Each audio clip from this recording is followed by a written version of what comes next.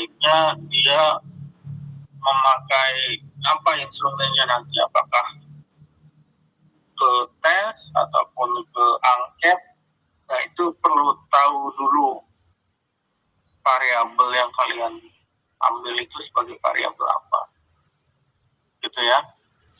Oke, setelah kalian jabarkan tadi definisi, kemudian indikatornya, kemudian kalian simpulkan juga indikator yang akan kalian gunakan. Oke. Beberapa variabel nanti disesuaikan ya, karena ada contoh variabel yang lain, misalkan model pembelajaran. Misalkan kalian ingin menggunakan atau menerapkan model pembelajaran tertentu, maka kalian harus jelaskan dulu. Misalkan kalian menjelaskan mau memakai model PBL, Problem Based Learning, berarti kalian harus jelaskan dulu pertama definisi dari Problem Based Learning itu apa, kemudian nanti langkah-langkah dari Problem Based Learning itu apa saja.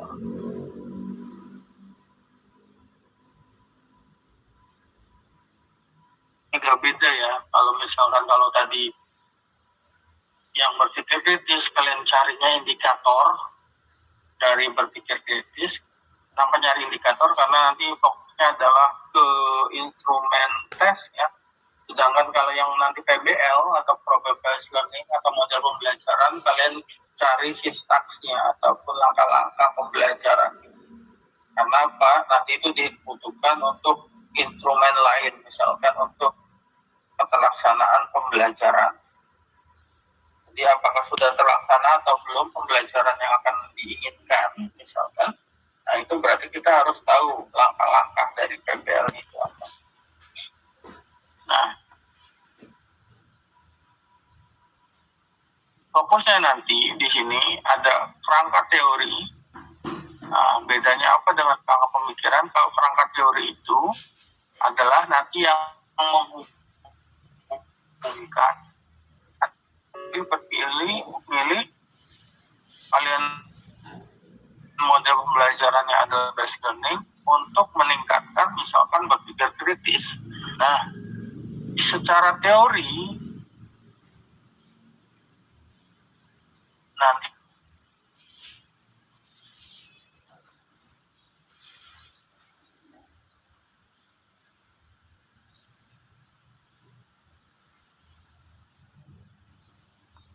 ada langkah-langkah pembelajarannya. Kemudian nanti di berpikir kritis itu ada indikator-indikatornya. Nah, secara teori nanti kalian bisa melihat dari langkah-langkah PBL ini, Problem Based Learning ini, adakah yang mendukung indikator-indikator berpikir kritis. Itu nanti jelaskan secara teori. Ya. Jadi hubungan antara variabelnya kalau kerangka teori. Kalau misalkan kalian ingin menghubungkan yang lain, misalkan saya tidak hanya punya variabel berpikir kritis, atau kalian juga punya motivasi ataupun kecemasan belajar. Nah, kalian nanti lihat kecemasan belajar ini indikatornya apa saja.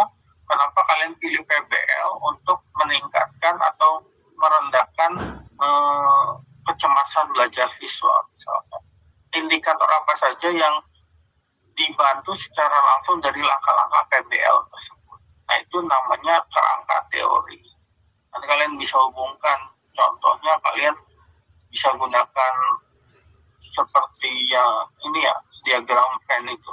Di sebelah kiri kalian ada langkah-langkah pembelajaran, kemudian yang sebelah kanan ada indikatornya, kemudian kalian nanti tunjukkan dengan tanda panah hubungan antara indikator dan teknik, itu bisa disebut sebagai kerangka teori.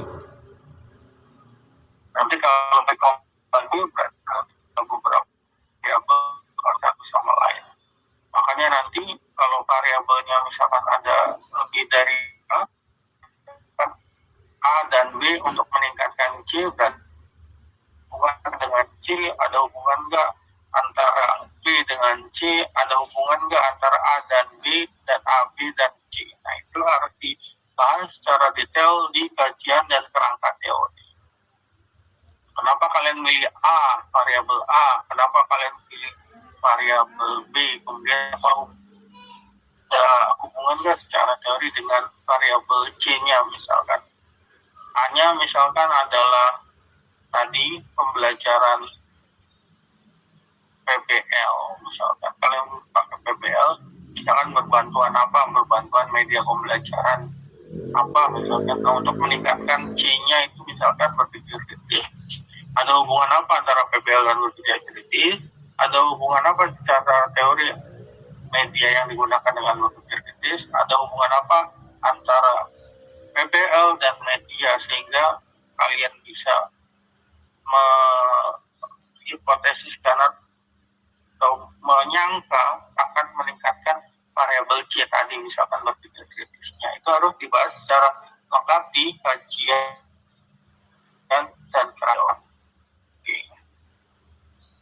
Kalau misalkan kalian menggunakan software-software tertentu, misalkan kalian menggunakan media-media tertentu untuk membuat sesuatu, misalkan kalian menggunakan teknologi, menggunakan kayak misalkan web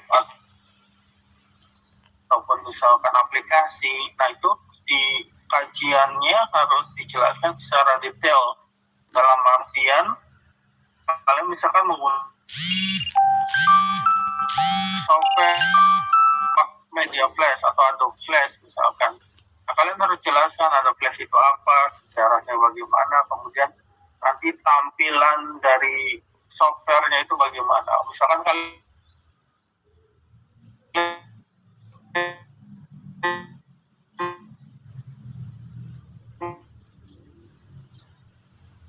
nah, kemudian secara teori Google Classroom itu masuknya kemana?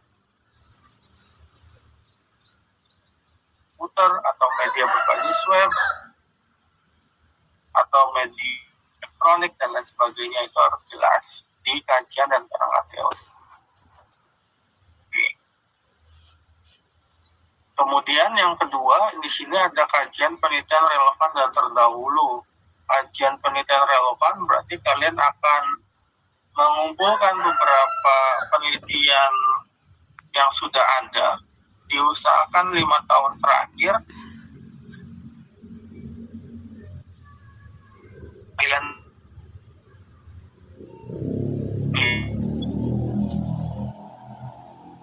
variabel minimal itu ada 3 referensi yang dijadikan acuan atau patokan. Misalkan kalian mengambil tadi PBL, nah, minimal ada 3 referensi terkait PBL di penelitian terdahulunya. Kemudian kalian ngambil misalkan yang keduanya media elektronik atau media visual, berarti kalian harus mencari 3 referensi minimal ya, 3 referensi terkait tadi sebagai penelitian relevannya. Kemudian kalau misalkan variabel satu berpikir kritis, berarti kalian mencari referensi terkait berpikir kritis minimal 3. Berarti ada masing-masing variabel centangnya nanti ada 3 referensi yang menjadikan patokan atau dasar.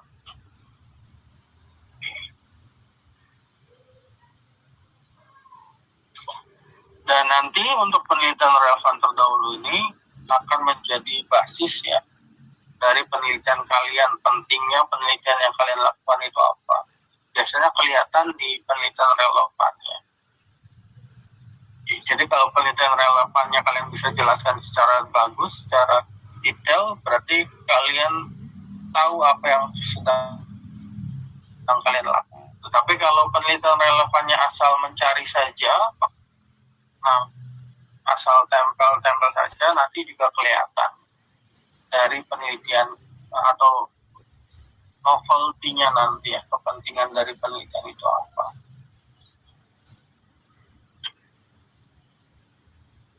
Itu untuk penelitian relevan atau terdahulu. Jadi beberapa dosen nanti akan mensyaratkan beberapa penelitian, ada yang minimalnya hampir semua hampir sama sih. hanya beberapa lebih detail, beberapa lebih umum. Misalkan harus ada sekian penelitian relevan, dan ada juga dosen yang minimal satu variabelnya minimal sekian. Nah, itu nanti disesuaikan saja. Yang penting adalah tidak terlalu sedikit, dan juga boleh banyak tapi jangan bikin asal banyak ya. Dalam artian asal banyak itu asal masukkan tapi tidak ada hubungannya sama sekali. Untuk penelitian relevan terdahulu apakah harus sama dengan judul? Yang semestinya sih tidak ya. Karena kalau sama dengan judul, ya berarti penelitian itu sudah pernah dilakukan dan sekarang kalian melakukan ulang kan. Berarti nanti kebaruannya itu tidak ada. Dalam artian novelty-nya itu tidak ada. Misalkan kalian judulnya sama persis, nah itu indikasi bahwasanya kalian meniru atau plagiasi dari penelitian terdahulunya. Tapi kalau penelitian terdahulunya beberapa, ada yang bisa menunjang, misalkan bagian PBL-nya di sini ada 3 penelitian terdahulu di mana PBL ini sangat bermanfaat, satu bisa menaikkan ini dan ini misalkan. Sedangkan nanti yang akan saya lakukan akan menaikkan yang lainnya, misalkan contohnya begitu. Penelitian yang sebelumnya PBL-nya tidak kombinasi dengan media ataupun medianya kalau dikombinasi hanya misalkan video saja, medianya beda misalkan. Nah itu akan menjadi novelty atau kebaruan dari penelitian yang kalian lakukan. Oke, itu kajian dan penelitian relevan terdahulu. Kerangka pemikiran dan hipotesis. Nah, kerangka pemikiran ini akan menggabungkan seluruh variabel yang kalian ingin lakukan. Jadi pemikiran dalam artian kalian menelitinya mau gimana sih?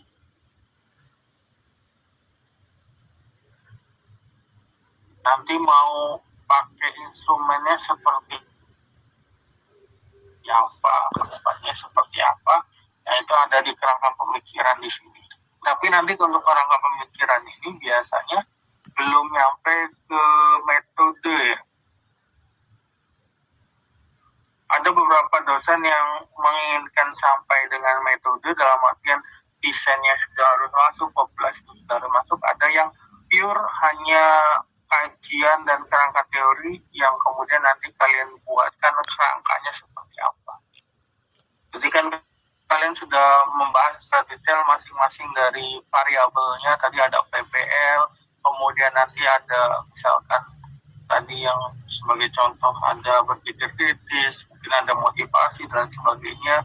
Nah, dari beberapa variabel tersebut kalian akan bagaimanakan. Nah, itu ada di kerangka pemikiran. Misalkan PBL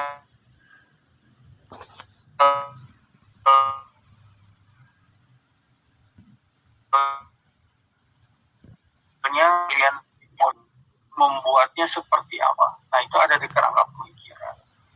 Ibaratnya ginilah, misalkan yang dari yang sudah ada, nah kalian jelaskan resep tersebut barunya seperti apa, kemudian tambahannya seperti apa, kemudian nanti kalian akan apakan resepnya, akan tambahkan bagaimana. Nah, itu ada di kerangka pemikiran. Kalian punya resep misalkan sayur asam, apa yang baru dari sayur asamnya? Saya tambahkan misalkan durian misalkan. Nah, secara teori ada nggak hubungan antara sayur asam dan durian, dan nanti gimana rasanya kan? Kemudian sayur asam dan durian ini kalian akan lakukan gimana supaya rasanya bisa diterima secara teori. Misalkan, kalau saya gabungkan langsung, saya bikin sayur asam kemudian saya masukkan duriannya, pasti rasanya akan tidak enak misalkan. Contohnya berarti duriannya saya apakan dulu, kemudian sayur asamnya nanti dimasukkannya pada di sayur asamnya, itu ada di kerangka pemikiran. Oke ya. Itu apakah misalkan saya cuma sari-sarinya kan cuma rasanya saja nih, atau kaldu duriannya misalkan dan sebagainya, contoh itu. Nah, itu di kerangka pemikiran. Kemudian nanti ada hipotesis penelitian. Hipotesis penelitian itu apa?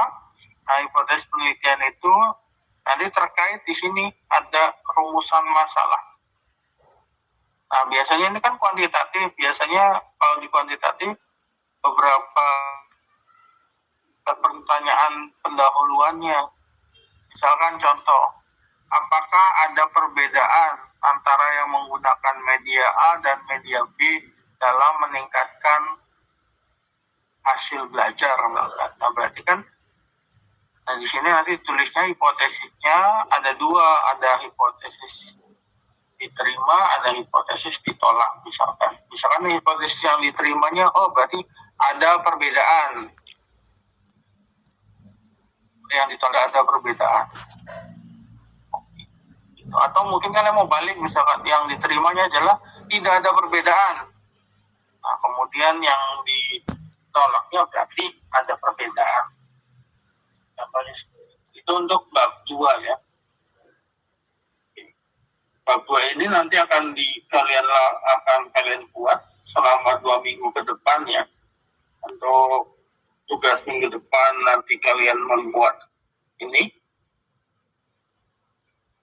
kajian dan kerangka teori serta kajian penelitian relevan dan terdahulu. Untuk tugas minggu depan dan minggu depannya lagi adalah kerangka penelitian dan hipotesis penelitian. Untuk 2 minggu yang akan datang. Jika ada pertanyaan silakan tanya, kalau tidak ada berarti saya cukupkan untuk pengantar di bab 2 ini. Bapak mau nanya. Silakan. Yang di kajian penelitian relevan itu kita carinya misalkan kayak tadi ya, X-nya itu PBL. Dan nanti ke penelitian relevannya itu si X-nya itu PBL, atau boleh si PBL-nya itu di Y. Oke, untuk penelitian relevan ya. Oke, untuk tadi contoh PBL misalkan kita akan menggunakan PBL, pembelajaran PBL. Kenapa kita menggunakan PBL? Karena kita tadi ada dua untuk mengusahakan kemampuan berpikir kritis. Nah, berarti kan ada hubungan antara PBL dan berpikir kritis. Nah, beberapa penelitian kan ada macam-macam ya. Ada yang dia menggunakan eksperimen, ada yang dia penelitiannya cuma survei, ada yang penelitiannya dia mengembangkan sesuatu. Nah, kalian cari kira-kira untuk mendasari penelitian kalian butuh apa saja di penelitian terdahulunya. Nah, usahakan penelitian itu mirip, tapi tidak semuanya mirip. Paham ya? Misalkan kalian ingin mengembangkan, contoh ini biar kalian bisa. Kalian mau bikin sayur asam. Oke. Kalian tahu kan isinya sayur asam itu apa? Apa aja coba sayur asam? Terong, bonteng, kacang, jagung. Nah, beberapa resep ada yang sama, ada yang beda kan? Iya. Tidak semua sayur asam sama kan? Iya. Yang kumpulkan resep-resep yang beda itu, kemudian kalian ingin membuat sintesis yang baru, sayur asamnya ataupun bahan-bahannya. Kira-kira apa yang membedakan antara satu bahan dan bahan lain sehingga sayur asam yang kalian akan buat ini, kalian mau gimana misalkan? Oh, saya buat sayur asam yang rasanya sangat asam misalkan. Caranya gimana ya? Saya kumpulkan beberapa sayur asam, saya cicipi rasanya. Oh, yang A, yang B asamnya sekian, kemudian kalian buat nih dari beberapa asam ini, beberapa bahannya. Oh, ini yang menimbulkan asam di sayur asam yang A, yang B, yang C, kemudian kalian akan gabungkan semuanya sehingga nanti kalian sayur asamnya menjadi ciri khas tertentu. Nah, contohnya gitu. Oke ya, bisa dipahami? Bisa, Bapak. Untuk membuat seperti itu, tadi penelitian relevan ya, kalian harus tahu dulu apa itu sayur asam ya, dan tujuannya mau ngapain dengan sayur asam yang baru. Nah, begitupun dengan penelitian, kalau variabel-variabelnya kalian tidak kuasai, ya gimana mau membuat penelitian relevan ya. Contohnya seperti itu. Jangan kalian tidak tahu sayur asam itu apa, bahan-bahannya apa, kemudian kalian cari misalkan. Nah, kalian penelitian terdahulunya atau relevannya pasti nanti akan kelihatan di situ kesiapan kalian mengambil judul penelitian dan lain sebagainya dari pengambilan itu penelitian relevannya.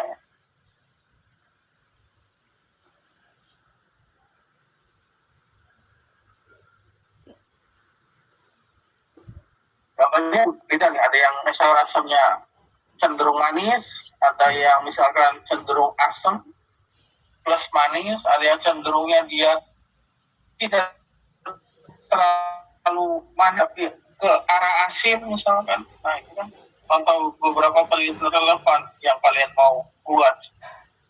Kalian mau fokusnya kemana? Pengembangannya mau ke arah mana?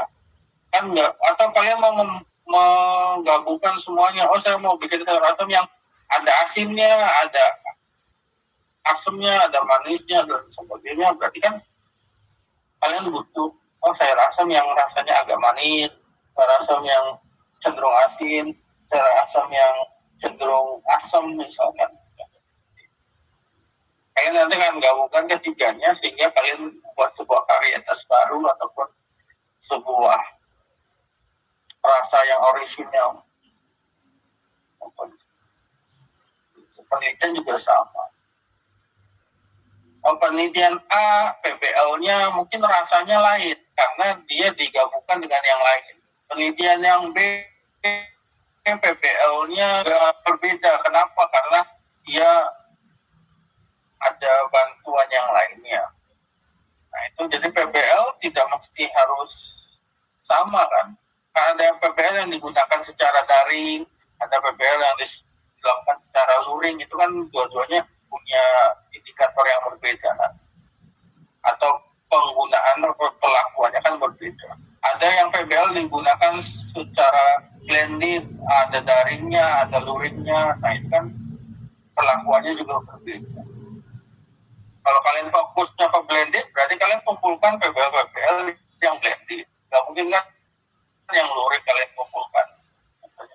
Nanti dari beberapa PBL yang blended itu misalkan, kalian lihat kelebihan dan kekurangannya masing-masing. Oh, penelitian A, kelebihannya ini, kekurangannya ini. Penelitian B, kelebihannya ini, kekurangannya ini. Penelitian C, kelebihannya ini, kekurangannya ini. Nah, dari penelitian yang baru, saya akan menggunakan PBL blended juga, sehingga nanti saya bisa merangkum berbagai kelebihan-kelebihan penelitian terdahulu sebelumnya dalam satu penelitian yang saya akan lakukan dan meminimalisir kelemahan-kelemahan dari penelitian-penelitian yang telah dilakukan sebelumnya. Itu contohnya. Oke, ada pertanyaan lain? Apa penelitian terdahulunya harus Scopus atau boleh nasional, Pak? Atau boleh campuran gitu? Sebaiknya sih tetap ya Scopus Q1 Q2 ya. Berarti nggak boleh ya, Pak ya? Sebaiknya Scopus. Oh iya, Pak, siap. Karena kita ingin kualitas untuk yang tahun ini akan semakin tertinggi, terutama nanti ketika kalian buat skripsi ataupun artikel dari skripsi yang kalian buat. Nah, kalian kualitasnya sudah di fokus Q1, Q2 juga. Nah, untuk bisa kualitas fokus Q1, Q2, maka referensinya juga harus fokus Q1, Q2.